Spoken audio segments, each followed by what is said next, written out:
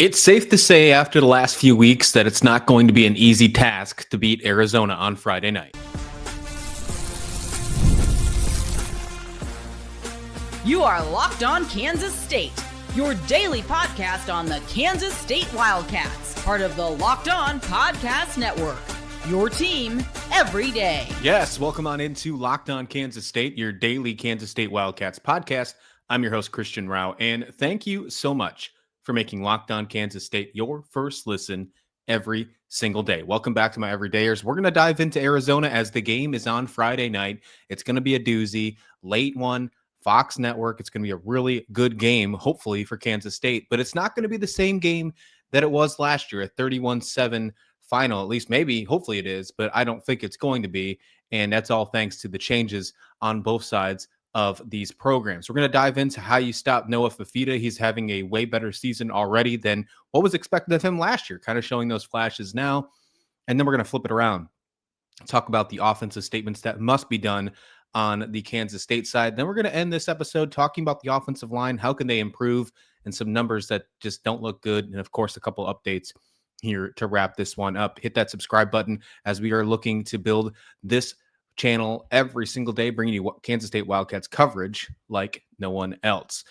Noah Fifita is having a good season so far. And as I mentioned, he was, we're no stranger to Noah Fifita. He played against Kansas State in Manhattan last year. They lost 31-7. Noah Fifita went for 268 yards, did throw an interception, also rushed for just 5 yards. Didn't really have much in that game.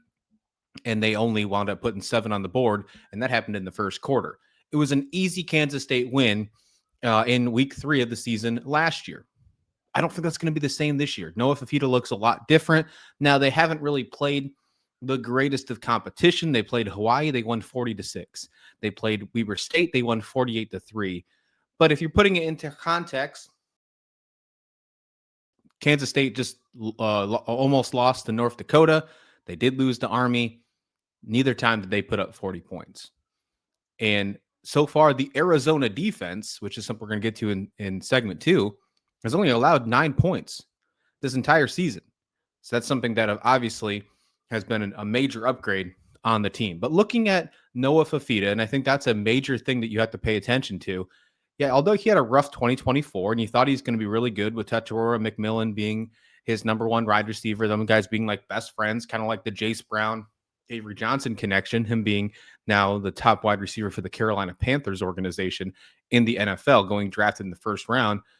I thought he was going to be one of the best quarterbacks in the country last year, not just the Big 12, but the country. And that didn't really work out. Now you're kind of seen as a middle of a pack quarterback, at least at the preseason rankings. I think he's starting to prove that he's one of the best quarterbacks in the conference. And his struggles last year might be a false narrative of Brett Brennan, the new head coach, who's now in his second year, potentially on the hot seat. And so far being 2-0, and if they win this game against Kansas State, go 3-0, I think those narratives of Brett Brennan could possibly be quickly going out the window. But so far, Noah Fifita through 2 games this year has been lighting it up. Last week, he broke some records, threw for almost 400 yards, had 5 touchdowns. Overall, in the 2 games, he's passed for 534 yards, 6 touchdowns, no interceptions.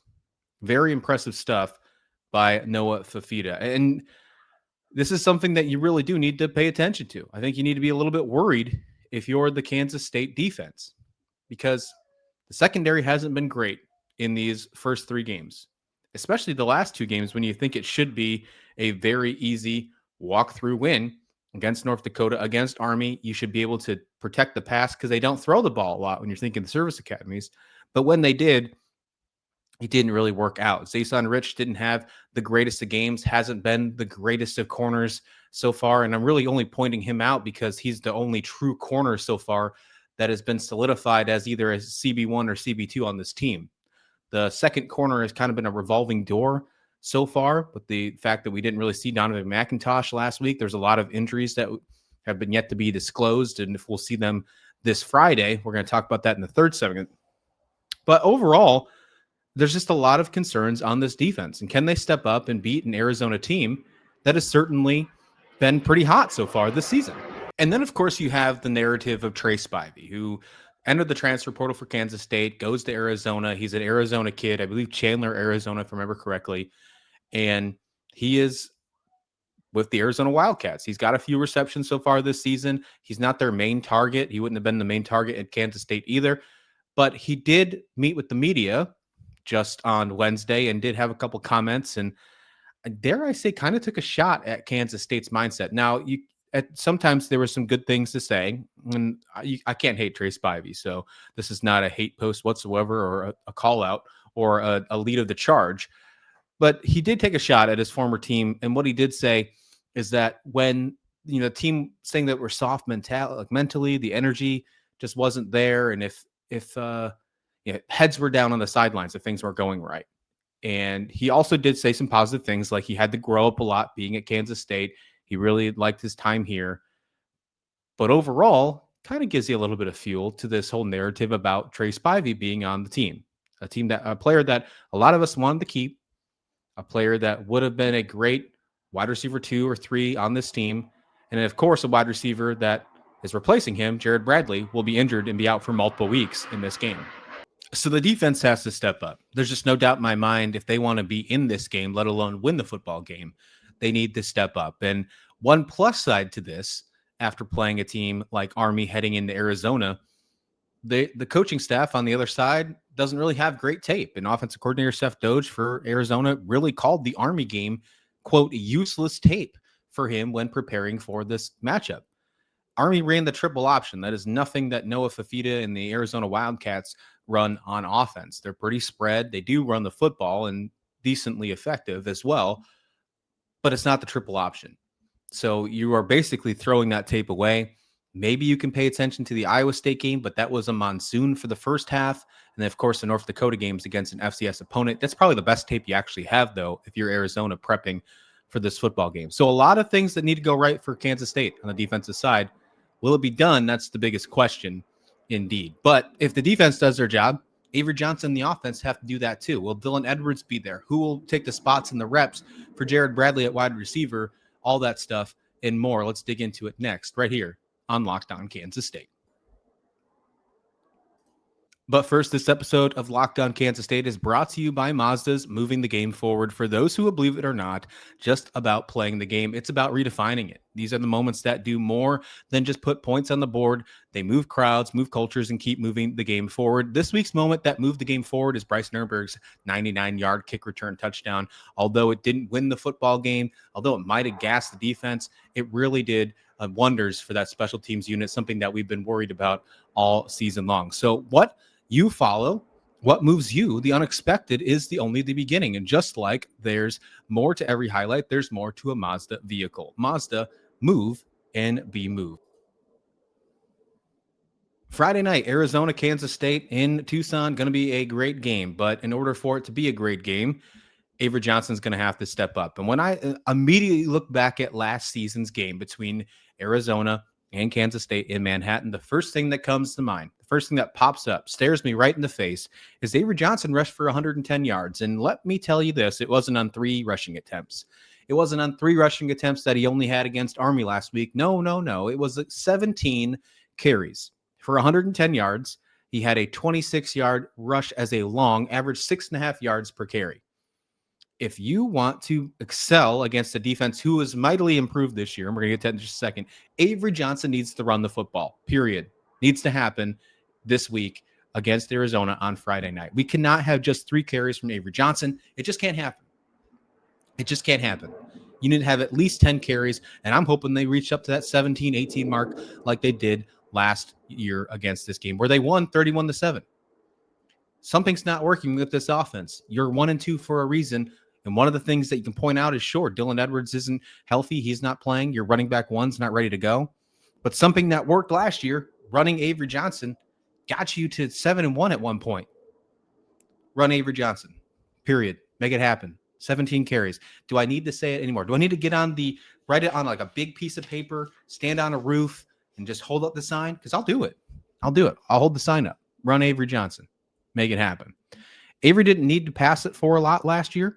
Just going to his numbers last year, 14 for 23, 156, did throw for 2 touchdowns.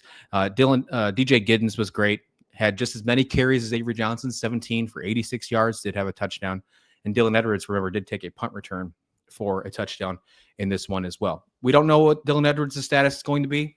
We're still waiting on the coordinators to talk. I thought they were supposed to talk on Wednesday because of the short travel day. We did not get those media availabilities, so maybe that happens on Thursday. Maybe we don't get that at all this week. Either way, we'll still have you covered for what we're hearing on Locked On Kansas State. But overall, this offense needs to step it up, folks. Just needs to happen. And this rushing game, I think, is the core center of it. Now, will the offensive line be able to step up? We'll talk about that in just a second. But I still think that your running backs need to step up too. Chris Klieman brought this up on Monday. He said not only does the offensive line need to get better in the running game, but the running backs need to do a better job at breaking tackles. And I think he actually was talking about all skill players, but just for the sake of conversation, I'm going to talk about the running backs, because if the offensive line is getting a little bit of push and you can't break that first tackle, well, then it's going to look like you're only getting a 2-yard gain instead of possibly getting a 4 or 5 or even more if you break through that first line of defense. So,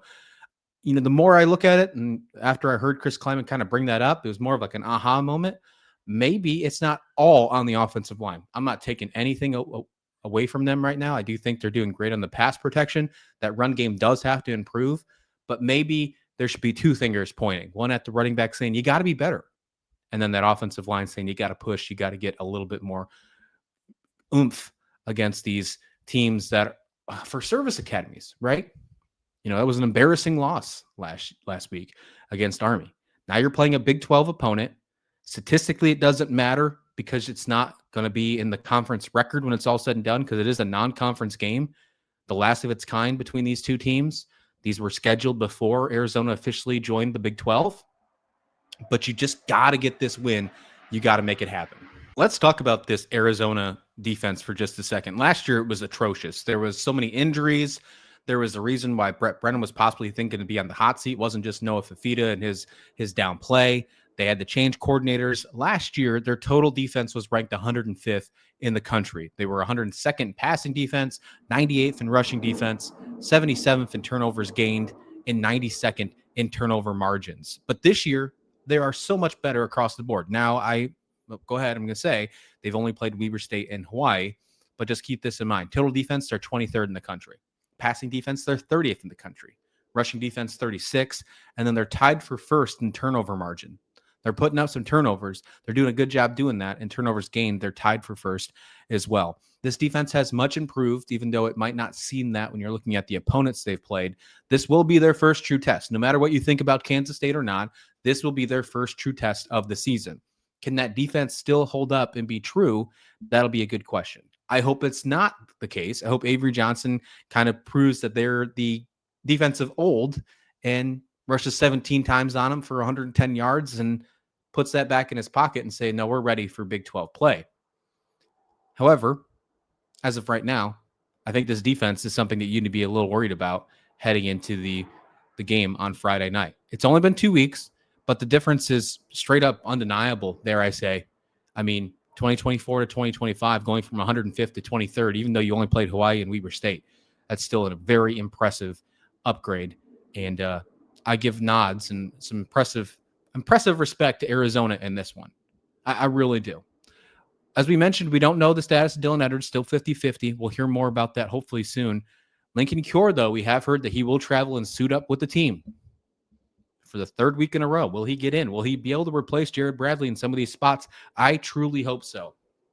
I think it's a great idea. I think it's a fantastic idea to get Lincoln Cure his time. One, I brought this up yesterday that I think it'd be a good idea to build his confidence. If things go south, you're still showing you have faith in the kid. You don't want him to leave in the portal because he's one of the best recruits you ever had. This is something we have to think about right now, folks, because if we lose this game, you are 1-3. But if everything works out and you're trying to make sure he doesn't have the butterflies or the nerves in his stomach, he can get his debut with the offense on the road on a Friday night. Sure, it's on national television, but it's not in Manhattan. He's a state of Kansas kid. It might be the best thing for him to do it away from Kansas State. So I think everything just falls into place for Lincoln Cure this week on Friday night. And if Matt Wells has the guts to play him, I think that there's a good chance that we're walking out of here with a W. If Avery Johnson can connect with Lincoln Cure, Jace Brown, Jared Tibbs, all that good stuff. I have a lot of faith of the potential of Lincoln Cure. I really do. There's a reason he's the top recruit in program history. Now we just got to show that on the field. And I think we're going to be able to hopefully see that on Friday night. I just want to see them respond. I want to see them respond to this loss against Army. I thought they were going to respond against that close win against North Dakota. They did the complete opposite. I went out and predicted 41-7. I'm not sure if I want to give you a score prediction tomorrow because I have been pretty wrong the last 2 weeks, thinking a lot highly of this team, thinking they were going to have statement wins against North Dakota and Army. It just didn't happen. They got one of the wins. They went 1-1, but by no means was that a statement win. So I'm not sure if I'm going to give you a score prediction. I will. That'd be the cowardness to me. I would not do that. I would always give you bold takes here on this show. There's just a lot of things going through my head as we get ready for this Arizona game on Friday night. One, it's a late one. That's why I'm starting to give you some episodes here late, kind of get you in the mood, get you in the groove of Kansas State, Locked On Kansas State coming out on the late during the week. Once this game is over, we will get back to normal schedule because we will be going live right after the game on Friday night. So that's why we're getting these shows out right now. This is when you can expect them this week. That is going to change once this game happens. When we get back to the bye week, we'll be giving you all the good stuff back to normal schedule and really dig into the meat and potatoes. Hopefully 2-2 instead of 1-3. This is a new and improved defense on Arizona. New and improved. I mean, Weber State, they only allowed a field goal. The game against Hawaii, they only allowed 2 field goals. They have yet to allow a touchdown in the 2 games so far this season. It's impressive by Arizona's defense. Whether you say the competition is not good enough or whatever the case may be, not a touchdown in 120 minutes of football. That's excellent. That is excellent by this Arizona team. So let's hope that Avery Johnson can change that right off the bat. First drive touchdown. And it'd be really cool if it was Lincoln Cure too. Just saying. Since we're calling that out, hoping that happens on this show.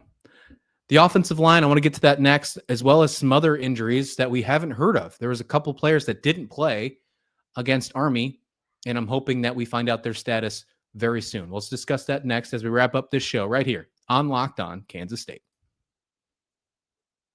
But first, this episode of Locked On Kansas State is brought to you by Drip Drop. If, when I'm on top of my hydration, I notice everything works better. And this is something I use every day. My energy, my mood, my focus, even my skin.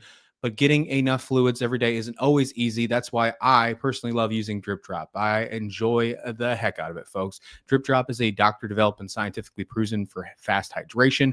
It uses the perfect balance of sodium electrolytes and glucose to help your body absorb fluids quickly, delivering 3 times the electrolytes in half the sugar of that leading sports drink. I've been going to that as my go-to in the mornings, right off the bat, before I drink my coffee. I'll get a bottle of water with a Drip Drop in there. Personally, my favorite's the orange. It's a classic flavor, but I love the taste of it. It's a game changer. After those extra busy days and just waking up and getting ready to go, I feel a lot better and energized and good when I check out Drip Drop. And right now, Drip Drop is offering Locked On listeners 20% off your first order. Just head to dripdrop.com and use that promo code Locked On College. That's dripdrop.com, promo code Locked On College for $20 off. Stock up now because I might take them all. Also, this episode of Locked On Kansas State is brought to you by DoorDash. And this week, the DoorDash Who Delivered, it's almost the weekend. And time to look back at the who crowned this week's MVP on Who Delivered, powered by DoorDash, just like you can every Saturday with DoorDash Streaks. We talked about it last Saturday. Hopefully you hit that up, because if so, you can bring up that streak again, saving more on every time you order. These players delivered when it mattered most. Let's break it down. I'm going with Jared Tibbs on this one. I think they delivered in a big way. The fact that Jared Bradley, that touchdown went back, it was ruled incomplete, although I disagree with the call. I think it was a touchdown. He did get hurt on that play as well. Jared Tibbs on the same drive made sure there was no changing his call. He made sure he had a great catch in the end zone, secured it, and that one really kept Kansas State in it early against Army. So just like Tibbs delivered for Kansas State, DoorDash delivers your Saturdays with DoorDash Streaks. You can save every Saturday you order, stack up all season, and you could save up to $250, including $100 in DoorDash credits. Order this Saturday. Keep the streak alive. Fuel your game day only with DoorDash. Terms apply. Promo period ends through 11-18. Welcome on back to Locked On Kansas State. Hit that subscribe button if you haven't already. We did hear some unfortunate news on social media Wednesday. It was not from the coaching staff because we're still waiting on that availability from the coordinators. But Pete Nakos of On3 reported that George Fitzpatrick will be out for the foreseeable future. It was not the early October return that we were hoping for. It looks like it's going to be more to mid to late October. And that hurts. That truly hurts because this offensive line is not stepping up like we mentioned. Their pass protection's good. And maybe you can say, well, adding a tackle into that mix isn't going to change anything, Christian. Okay, maybe I'd actually agree with you and have a nice discourse with that conversation. I do think the interior offensive line is truly the problem with the running the football right now. I do agree with that statement. But either way, you can get George Fitzpatrick back by the conversations that we've heard from Chris Klieman at media days leading up to his medical situation, what all the other players were saying about George Fitzpatrick. It sounds like he's a player that was going to take a starting job from John Pastore, who is the best offensive lineman for Kansas State currently at the moment. So having both of them back will be fantastic eventually when that does happen, because the offensive line needs to step up, folks. They absolutely need to step up and prove that they can run the football. This week is the perfect time, whether Dylan Edwards is returned or not. Joe Jackson, Devon Rice, Jamie Price, whoever the heck you want to put back there, Antonio Martin. I want it to happen, and it needs to happen, because with the 4 new starters on this team, running backs are only averaging 1.64 yards before contact. And putting that in the retrospective, last year, they averaged 2.5 yards before contact. So that's a whole extra yard that the offensive line is not giving those running backs. Now, I don't think it's all the offensive line, as I mentioned earlier in this segment. I think that's of course, the running backs that need to still break tackles. That has nothing to do with this stat, though, because I'm talking about before contact. I do think sometimes the running backs aren't fast enough out of the backfield either. There's been a few times. It was in the beginning of the season. I don't know if I think it's been improved a little bit, because I think it's been addressed. I think I'm not the only one that saw it, but guys like Joe Jackson weren't getting that handoff fast enough from Avery Johnson in the backfield. That has improved, but that has to continue to improve, and this offensive line needs to continue to get that stretch out there. George Fitzpatrick, hopefully we can see him by the end of October or November. He is on the Kansas State depth chart. He is seen as a junior, so he does have eligibility left, whether he was going to medical redshirt or not. But if he only comes back with 4 games remaining, he can still play that and the bowl game if they become bowl eligible, and still be able to use a redshirt. So something interesting to keep in mind as well. As for the rest of the team, we don't know much about some of the other players that were supposed to be on the field against Army, but we didn't see. I mentioned earlier about not really understanding who the other cornerback is on the other side of Zayshawn Rich. Donovan McIntosh and both Amari and Fortenberry didn't play last week, and that's a huge hit to the pass protection, or the pass coverage. You obviously need them in there against Noah Fifita. According to PFF, Fortenberry has been great. He's only got a decent amount of, not a lot of snaps, but what we've seen from him so far, the transfer has been great. So I want to see more of Fortenberry. Daniel Cobbs also didn't play. We didn't see Jordan Allen either. So I'd like to hope that we get them all back, because they're going to need that defensive depth. Because although the offensive coordinator for Arizona might see Army as a useless tape, one thing that he is going to see, he's still going to watch it. One thing that he is going to see is that team was absolutely gassed when they kept him on the field. That's not Arizona's forte, that they're going to just run and dunk you and keep you on the field for 5, 6, 7, 8 minutes. Noah likes to play the pass, and he likes to get it done quick. But maybe they might change their ways a little bit, just based on how they've seen Kansas State's defense so far this season. Something to keep in mind, the fact that we really haven't seen much of Arizona, because they've played in blowouts, and they've seen our defense be gassed in multiple games, not just Army's, but the Iowa State game in the fourth quarter. That's something interesting as well. Terrence Enos and JB Nelson also weren't available. They said they were late game scratches, according to Chris Klieman on Monday. Hopefully we get those back. We'll see, if they're questionable, if they'll be back. Ryan Davis, we've heard good things. Then we already mentioned Lincoln Cure. He will be suited up for the game on Friday. Look, there is a huge difference, because you have to remember, after the game on Friday, you have an off week until you play UCF a little bit down the road. There's going to be a huge difference between 1-3 and 2-2. It might not feel like a crazy feeling, might not feel like an insane amount of improvement if you're 2-2 instead of 1-3, especially since this game isn't a conference game in the eyes of conference standings. It's a non-conference game, although you're playing a Big 12 opponent. But 1-3 versus 2-2 heading into the bye means a ton. After Friday night, that team will have a full 15 days to think about the outcome of the season so far. If they go out the same way they just went into this game against Army, or having this only a 3-point victory like they did against North Dakota, if they win by 3 against Arizona, that's a win. You take that one. They're a Power 4 team. But if they're not up to the potential that they know they can be, as Chris Klieman said, they're not in the greatest mindset right now. We've already heard what Trace Spivey said earlier in the press conference, where when things aren't going right, they play with their heads down. That can't happen. Not in a player-led program. It can't happen. So leaving with a win could make this time off way easier to chew on, easier to get right for UCF and the rest of Big 12 play for the rest of the season. The next 8 games mean everything after this game on Friday night, but it's how you perform on Friday against Arizona that set the tone. You can put the other 3 behind you. You can even put Iowa State behind you, although it does show up on your conference record, because you can go 7-1, or even possibly, or 8-1, or possibly 7-2, and get to Arlington. You can do it. It is absolutely possible. It happened last year with a couple tiebreakers. There's a lot of teams on that schedule this year that if you get the W, those are probably the teams that are going to be in the tiebreakers.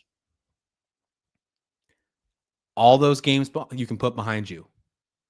Friday night is the only one that matters against Arizona on the road, Fox national broadcast. Avery Johnson can put his name back on the map and prove that this Kansas State team, a team that lost to a service academy, almost lost to an FCS opponent, just had a couple bad weeks. They are still one of the best teams in the Big 12, and they're going to prove it to you on Friday night. That's what I hope to see for Kansas State against Arizona.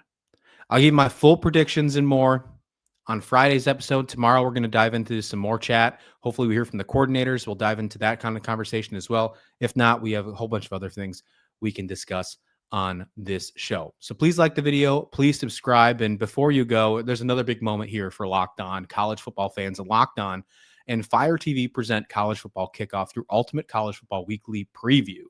Drake Toll of the Locked On Big 12 leads the conversation along with 2-time AP Coach of the Year Gary Patterson, former college star Jesse Holley, and Locked On's local experts. A college football preview only Locked On can do. Catch college football kickoff every Thursday throughout the season, only on Fire TV. All right, folks, please like the video. Please subscribe. We'll see you back here next time, right here on Locked On Kansas State.